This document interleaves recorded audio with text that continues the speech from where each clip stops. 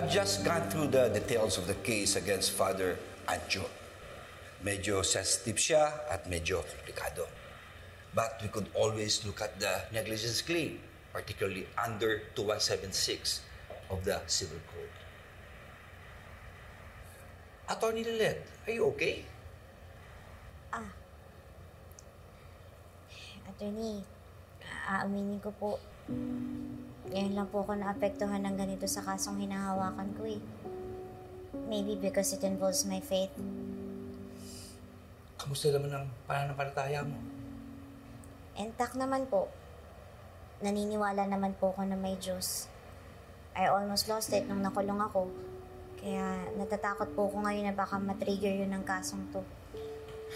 Alam mo, naintindihan ko yan. Because this case could either shake up your faith or shake up an institution. Exactly, Attorney. Kung sakali, magpapakulong po ba talaga tayo ng pare?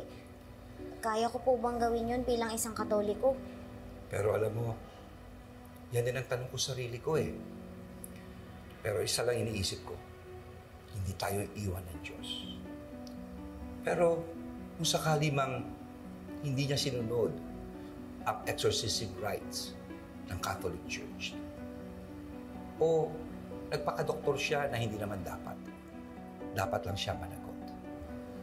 At ako'y naniniwala, the Lord will guide us in this verdict, the right verdict. We just have to trust Him.